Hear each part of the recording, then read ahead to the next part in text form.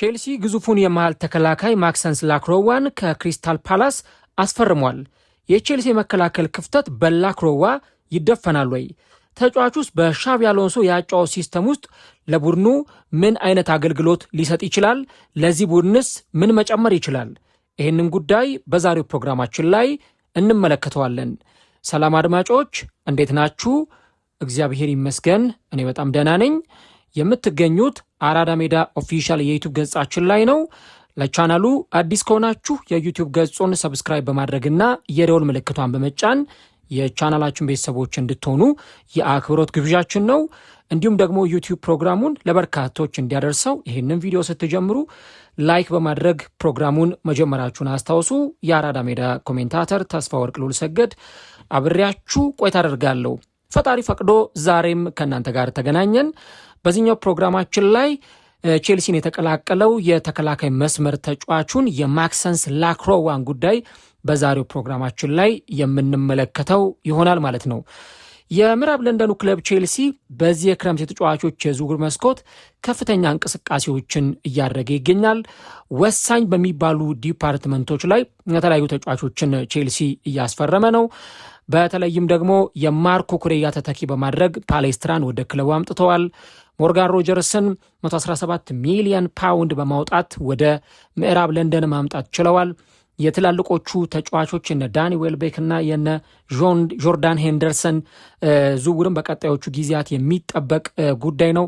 በቼልሲ ቤት በተለይ አንጋፋ ተጫዋቾች ያስፈልጋሉና የነዚህ ተጫዋቾች መምጣትም በቼልሲ ቤት የሚጨምረው ነገር እንዳለ ይጠበቃል። ታዲያ ቼልሲ 52 ሚሊዮን ፓውንድ አውጥቶ ደግሞ ከክሪስታል ፓላስ ፈረንሳዩን ተከላካይ ማክሰንስ ላክሮዋን ወደ ምዕራብ ለንደን ማምጣት ችሏልና የዚህ ተጫዋች መምጣት በእርግጥም ታስቦበት ከአሰልጣኝ የሻቢ አሎንሶ አጨዋወት ጋራ ይሄዳል በሚል እምነት ነው ቼልሲ ይህንን ተጫዋች ወደ ክለቡ እንዲመጣ ማድረግ የቻለው ማለት ነው። ቼልሲ እንግዲህ ከ4 ዓመታት በኋላ ማለትም ፒየር-ኤመሪክ ኦባሜያንግ በ2022 ከባርሰሎና ቼልሲን ከተቀላቀለ ጊዜ በኋላ ከ4 ዓመት በኋላ ቼልሲ ለመጀመሪያ ጊዜ ነው 26 ዓመትና ከዛ በላይ የሆነውን ተጫዋች ሲያስፈርም ቼልሲ ከ4 ዓመት በኋላ ለመጀመሪያ ጊዜ ነው ማለት ነው። በብሉኮ የአስተዳደር ዘመን ስር በተለይ ብዙ ጊዜ እነ ቶድ ቦይ ተጫዋቾችን ሲያስፈርሙ ረጃጅም ኮንትራቶችን በመስጠት ይታወቃሉና በተለይም ደግሞ ለረጃጅም ዓመታት እስከ 2031 እስከ 2032 በሚቆይ ኮንትራት ተጫዋቾችን ሲያስፈርሙ እንመለከታለን። ቼልሲ አሁንም በዚህ በእንግሊዝ ፕሪሚየር ሊግ በርካታ ሚሊዮን ፓውንድ ያወጣ የፕሪሚየር ሊጉ ቀዳሚው ክለብ መሆን ችሏል። ከነ ማንቸስተር ሲቲም ከነ አርሰናልም ከነ ማንቸስተር ዩናይትድም ከነ ሊቨርፑልም በልጦ በጣም ከፍተኛ ገንዘብ ያወጣ እግር ኳስ ክለብ ሆኗል እና በተለይም ደግሞ 254.4 ሚሊዮን ፓውንድ በዚህ በዝውውር መስኮቱ ላይ አሁን ብዙ ዝውውሮችን የተመለከትን ባለንበት የክረምት ተጫዋቾች የዝውውር መስኮት 254.4 ሚሊዮን ፓውንድ አውጥቷል። ይሄ ቁጥር ገና ከዚህም በኋላ ይጨምራል። ምክንያቱም ቼልሲ አዳዲስ ተጫዋቾችን ያስፈርማል ተብሎ ይጠበቃል። ቼልሲ ለተከታታይ እንግዲህ ቼልሲ አሁን ለአምስተኛ ክረምቱ ነው 200 ሚሊዮን ፓውንድ እና ከዛ በላይ ሲያወጣ ማለት ነው እና የማክሰንስ ላክሮዋም ዝውውር ቼልሲ ከ200 ሚሊዮን ፓውንድ በላይ እንዲያወጣ ያደረገው ዝውውር ሆኗል ማለት ነው። ታዲያ የላክሮዋ ወደ ቼልሲ መምጣት በቼልሲ ቤት ያለውን የተከላካይ መስመር ቀዳዳ ይደፍናሉ ወይ እና ደግሞ ለሻቢ አሎንሶ አጨዋወት ሲስተም ይህ ተጫዋች እንዴት ባለ መልኩ አገልግሎት ሊሰጥ ይችላል የሚለው ጉዳይ በደንብ መመለስ ያለበት ነገር ይመስለኛል። ላክሮዋ በ2024 ከወልፍስበርግ ክሪስታል ፓላስን ከተቀላቀለ በኋላ በ18 ሚሊዮን ፓውንድ እና በተጨማሪ ጉርሻ ክፍያዎች በክሪስታል ፓላስ ወሳኝ ከሚባሉ ተጫዋቾች መካከል አንዱ መሆን ችሏል። በተለይ ኦሊቨር ግላስነር ከዚህ ቀደም ተጫዋቹን ወደ ክሪስታል ፓላስ ከመምጣቱን በፊት አሰልጥነውት ስለነበረ ይህንን ተጫዋች በደንብ ያውቁታል፣ ሲጫወት ተመልክተውታል እና ምን አይነት አገልግሎት መስጠት እንደሚችል ያለው አቅም ምን አይነት እንደሆነ ኦሊቨር ግላስነር በደንብ ያውቁና ይረዱ ነበረ እና ይህ ተጫዋች ወደዚህ ክለብ ሲመጣ ከኦሊቨር ግላስነር ጋር ተስማምቶ መቆየት ብዙም ያልተቸገረው በዚህ ምክንያት ነው እና ተጫዋቹ በዚህ 2 ዓመት ውስጥ ብቻ ከክሪስታል ፓላስ ጋር የኤፍኤ ካፕ፣ የኮሚኒቲ ሺልድ፣ የዩኤፋ ኮንፈረንስ ሊግ ዋንጫዎችን ከፍ አድርጎ ማንሳት ችሏል። ያለፉት 2 ዓመታት በክሪስታል ፓላስ እግር ኳስ ክለብ ታሪክ ታይቶም የማይታወቅ የስኬት ዓመት ነበር ሊባል ይችላል። ምክንያቱም በ2 ዓመት 3 ዋንጫ ማሸነፍ ማለት በጣም ትልቅ ቁጥር ነው፣ ያውም ደግሞ ክሪስታል ፓላስን ለመሰለ ክለብ እና በተለይ ያለፉትን ዓመታት ከአስደናቂው የተከላካይ መስመር ተጫዋች ከማርክ ጌሂ ጋር የነበራቸው ጥምረት ከማርክ ጌሂ ጋር የነበራቸው የማል ተከላካይነት ጥምረት እጅግ በጣም አስደናቂ እንደነበረ ብዙዎቻችን እናስታውሳለንና በክሪስታል ፓላስ ቤት ያለፉትን ዓመታት አስደናቂ ጊዜን ማሳለፍ የቻለ ተጫዋች ነበር። ሻቢ አሎንሶ አዲሱ የቼልሲ አሰልጣኝ የመጀመሪያ የወዳጅነት ጨዋታውን ባለፈው አከናውኖ ነበረ። 6-4 በሆነ ውጤት ነበረ ያንን የወዳጅነት ጨዋታ ቼልሲ ማሸነፍ የቻለው። ቼልሲ ልክ ነው ጎሎችን አስቆጥሯል፣ 6 ጎሎችን አስቆጥሯል። ነገር ግን ደግሞ የተቆጠሩበት ጎሎች የቼልሲ ደጋፊዎች ኮንሰርን እንዲያደርጉ አሁንም የቼልሲ መከላከል እንዴት ባለ መንገድ ነው ሊቀጥል የሚችለው የሚሉ ጥያቄዎችን እንዲነሳ ያደረገ ነበረ። ቼልሲ ከዌስተርን ሲድኒ ጋር ተጫውቶ 6-4 ባጠናቀቀው ጨዋታ ከዛ ደግሞ ዛሬ ከቶተንሃም ሆትስፐርስ ጋር ተጫውቶ ቼልሲ 2-1 በሆነ ውጤት ተሸንፏል እና በተለይም ደግሞ ይሄ የሻቢ አሎንሶ ቦል ተብሎ የሚጠራው በደንብ ኳስ ተቋጥሮ ለመጫወት የሚያስበው የሻቢ አሎንሶ ያጫወት አተገባበር የሆነ ሪስክ ይዞ ሊመጣ እንደሚችል በርካቶች ያነሳሉ እና ታዲያ ላክሮዋ በተለይም ደግሞ በሻቢ አሎንሶ አዲሱ የቡድን ስብስብ ውስጥ በጣም ከፍተኛ ጥራትን ይጨምራል ተብሎ ይጠበቃል። የቼልሲ መከላከል ያለፉትን ዓመታት መረጋጋት ይጎለው ነበር፣ ወጥነት ይጎለው ነበረ፣ ጥራት ይጎለው ነበረ። አሁን ያንን ቀዳዳ ይደፍናል ተብሎ ይጠበቃል። አዲሱ የቼልሲ ተከላካይ ማክሰንስ ላክሮዋ የላክሮዋ ወደ ቼልሲ ቤት መምጣት የቼልሲን የተከላካይ መስመር አማራጮች ቁጥር ከፍ ያደርገዋል። አሁን በቼልሲ ቤት ወደ 10 የሚጠጉ የተከላካይ መስመር ተጫዋቾች አሉ። የተከላካይ መስመር ተጫዋቾች ብለን ስንል በሴንተር ባክ ቦታ ላይ የመሃል ተከላካይ ሆኖ መጫወት የሚችሉ 10 ተጫዋቾች አሉት።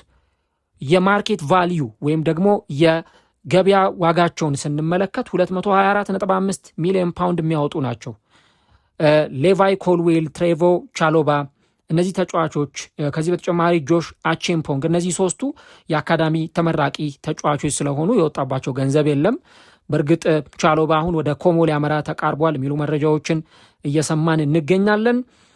ከዛ ውጪ አሮን አንሰልሚኖ በ15.6 ሚሊዮን ፓውንድ ነው ወደ ቼልሲ የመጣው። አግዘል ዲሳሲ 38.8 ሚሊዮን ፓውንድ፣ ቤን ዌት ባዲያሼሊ 35 ሚሊዮን ፓውንድ፣ ዌስሊ ፎፋና 70 ሚሊዮን ፓውንድ እና ተጨማሪ 5 ሚሊዮን ፓውንድ የጉርሻ ክፍያ፣ ማማዱ ሳር 11.9 ሚሊዮን ፓውንድ፣ ቶሲን አራራ ቢዮ በነፃ ዝውውር ነው ቼልሲን የተቀላቀለው። አሁን ደግሞ ማክሰንስ ላክሮዋ በ52 ሚሊዮን ፓውንድ ቼልሲን የተቀላቀለ ተጫዋች ነው እና እነዚህ 10ሩ የቼልሲ የሴንተር ባክ ወይም የመሃል ተከላካይ ተጫዋቾች አማራጭ ሆነው በሻቢ አሎንሶ የስም ዝርዝር ውስጥ የሚገኙ ተጫዋቾች ናቸው።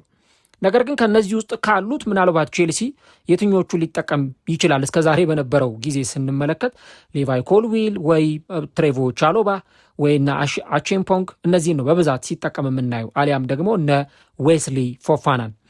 ከዛ ውጭ ግን አብዛኞቹ ቼልሲን በዛም ሲጠቀምባቸው የነበሩ ተጫዋቾች አይደሉም፣ በተለይ ባለፉት ጥቂት ጊዜያት እና ከነዚህ ከላክሮዋ ውጪ ከ9ኙ 3ቱ ናቸው በደንብ በቼልሲ ቤት ስንመለከታቸው የነበረው።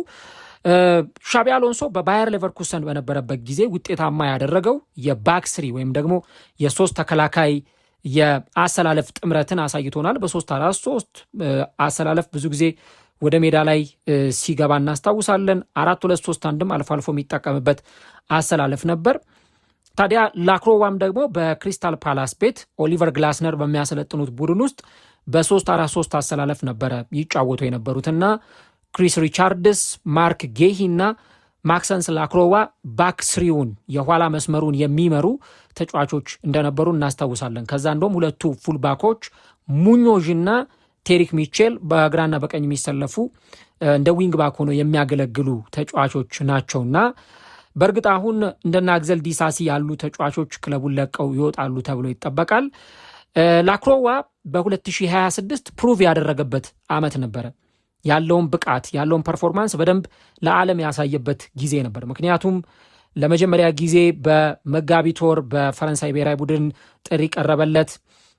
ከዛ በኋላ ደግሞ የኮንፈረንስ ሊግ ዋንጫን አሸነፈ ከክሪስታል ፓላስ ጋር። በዓለም ዋንጫ የመጀመሪያ ጨዋታውን አከናወነ። እንደዚሁ ደግሞ በሐምሌ ወር ቼልሲን ተቀላቀለና 2026 የካላንደር ዓመት ለላክሮዋ እጅግ በጣም ትልቅ የሚባል ዓመት ነው ሊባል ይችላል። በዓለም ዋንጫ ላይም ተሰልፎ የተጫወተባቸው ጨዋታዎች ነበሩና ተከላካዩ በጣም ግዙፍ ተከላካይ ነው። በደንብ በመረጋጋት ኳስ መስርቶ መጫወት ለሚፈልግ ቡድን ተረጋግቶ ኳስ መስርቶ መጫወት የሚችል ተጫዋች ነው። ከዚህ በተጨማሪ ደግሞ 1 vs 1 በሚደረጉ ከአጥቂ ጋር በሚደረጉ ባትሎች፣ የአየር ላይ ባትሎች፣ የመሬት ላይ ባትሎች፣ ዱዌሎችን የማሸነፍ ብቃቱ እጅግ በጣም ከፍተኛ ነው። ከዛ ደግሞ በሶስት ተከላካይ ለሚጫወት በባክስሪ ለሚጫወት አሰልጣኝ በጣም የተመቸ ተጫዋች ነው ልንል እንችላለን እና ላክሮዋ እንደውም ገና ቼልሲንም ሳይቀላቀል በፊት ከተለያዩ ክለቦች ጋር ስሙ ተያይዞ ሲነሳ ነበረ።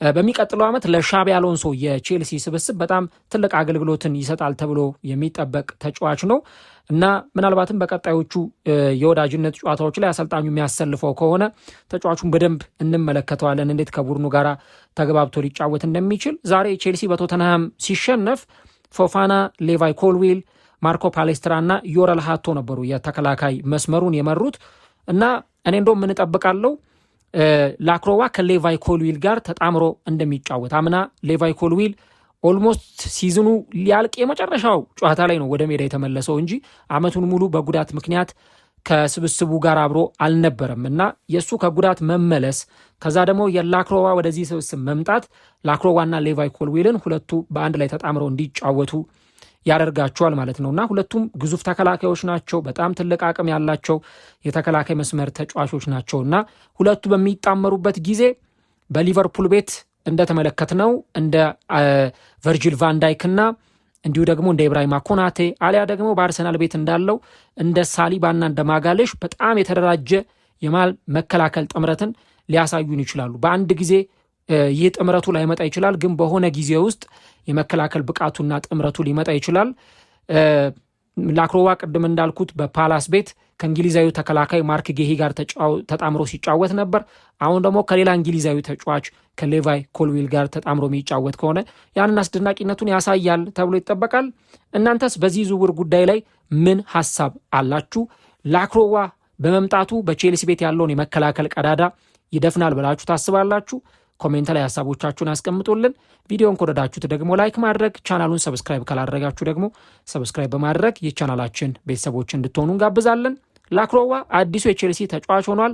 ቀጣዩ ዓመት ከሻቢ አሎንሶ ሲስተም ጋር እንዴት ተላምዶ ይጫወታል በቀጣዩ ጊዜ አብረን የምንመለከተው ጉዳይ ይሆናል ማለት ነው።